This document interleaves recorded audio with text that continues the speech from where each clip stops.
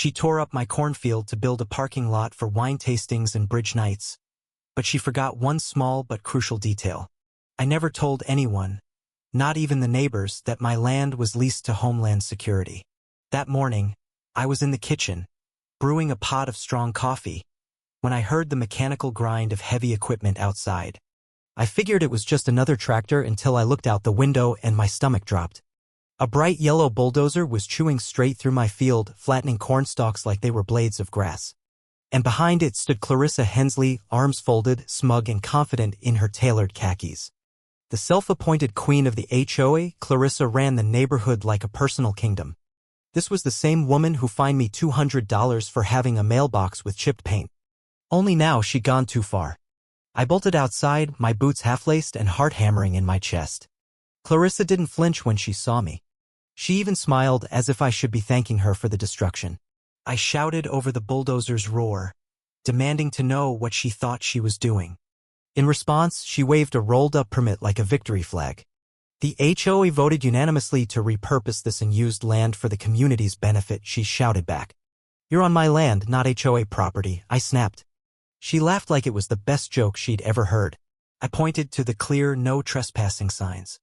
Clarissa just shrugged, saying they were probably outdated and unenforceable. Then, like this was all beneath her, she turned and walked to her parked Lexus. 20 yards of crop were already gone. It wasn't just about corn. This land was where my father had once stood, planting by hand. Years ago, I signed a quiet lease with the government. Nothing fancy, just a secure place for buried fiber lines and a sink node, hidden in plain sight. A cornfield made the perfect cover. I had sworn to secrecy, and until that moment I had kept my word. I stood there, watching the destruction settle into silence. Clarissa had left, probably to prepare her grand reopening. I walked through the damage. The stalks were gone, the soil torn. I could see the faint outline of the underground infrastructure, nothing breached yet, but dangerously close. I returned to my house and made the call.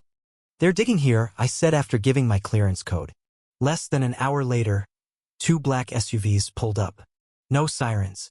No uniforms. Just agents in dark jackets with subtle insignias. I greeted them outside, no introductions needed. One carried a tablet and scanned the exposed area. I explained what happened and handed him a copy of the permit Clarissa had flaunted. Another agent used a handheld scanner, blinking red and green. Will you confront her? I asked. Not yet, one replied. If she doesn't know what she's touched, she's safer for now. But we will investigate. I offered my help, but the older agent gave me a thin smile. Don't fix anything. Let her think she owns it. That night, I sat on my porch and watched HOA members set up chairs in the gravel lot. Clarissa strutted around, directing traffic like a parade marshal. She even waved at me like we were old pals. I waved back, my smile hollow. I didn't need to protest or post signs. I just had to wait. Under their feet, a federal surveillance node pulsed quietly. They clinked glasses, cheered Clarissa's leadership, and had no clue how close they were to something they should never have touched. The next morning was eerily still. No birdsong. No breeze. Just tension hanging like fog. I sipped my coffee and stared at the torn earth where corn once grew. By mid-morning, another SUV arrived. This time, a woman in a Navy suit stepped out and introduced herself as Agent Dana Harris. Federal, definitely. She didn't waste time. We walked the field. She asked pointed questions. Who authorized the build? How close did they come to the conduits? Did Clarissa know what lay beneath? I answered truthfully. No, I said. If she did, she'd have worn a helmet and run the other way. Near the northwest edge, she paused at a dummy irrigation valve. A scanner beeped 3 times. She stood up slowly, locking eyes with me. Do you know what kind of systems run here? Only enough to report a breach, I replied. She nodded. This isn't just about fiber lines anymore. That parking lot disrupted a surveillance sync node. Intelligence feeds could have been compromised. Before she left, she handed me a card with a direct number. If anyone touches this land again, you call. No questions. Later that day, my neighbor Levi stopped by. Usually quiet, Levi worked in cybersecurity and rarely left the house unless something broke. He asked if my internet had gone weird. Apparently, the whole neighborhood was experiencing outages, from smart cameras to garage doors. I just said maybe someone dug too deep. By sunset, HOA members trickled back to the lot, whispering. Cell signals dropped. Systems failed. Clarissa didn't show. Maybe she sensed the shift. The next morning, 2 agents returned, surveying, scanning. Neighbors gathered to gawk. Rumors flew. Buried tech, environmental issues, illegal dumping. Truth moved slower, which was fine by me. By midday, Clarissa returned in a fury, demanding answers. The agents calmly explained it was a federal matter. She waived her permit again, but this time they checked it carefully. It had inconsistencies. One permit was dated after demolition began. Another referenced the wrong parcel. You've entered restricted property without authorization, they told her. Clarissa sputtered, tried to paint herself the victim, accusing me of sabotage. I said nothing, arms crossed. Let her burn. Her support began to crumble. That night, the HOA group chat exploded. Screenshots, video clips, members asking if the vote ever happened.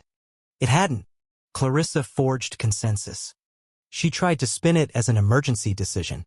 But the more she talked, the worse it got. 2 days later, an emergency meeting was called.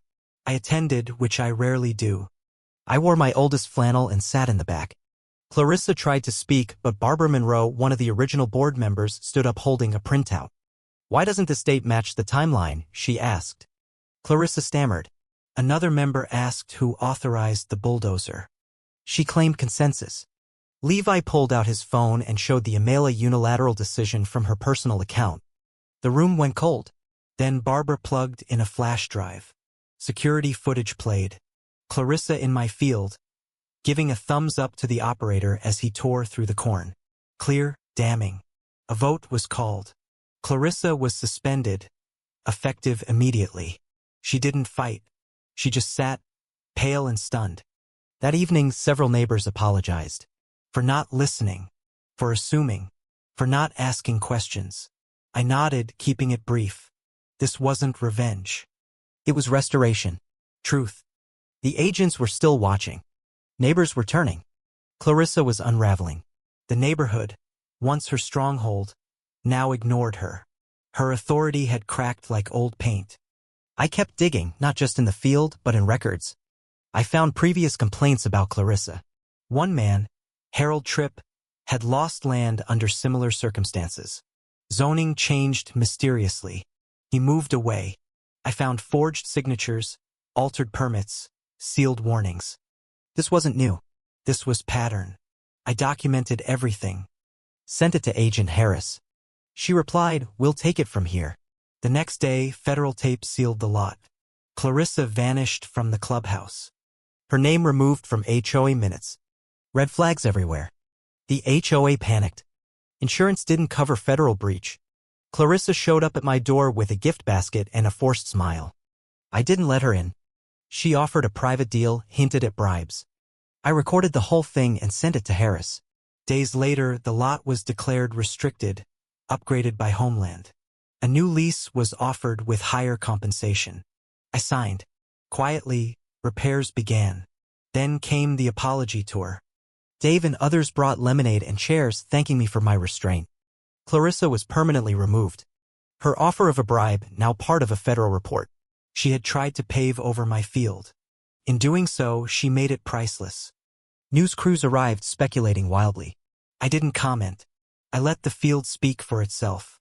Eventually, Clarissa's house went dark. For sale. She left quietly, her reign over. The HOA meetings changed. More honest. Less fluff.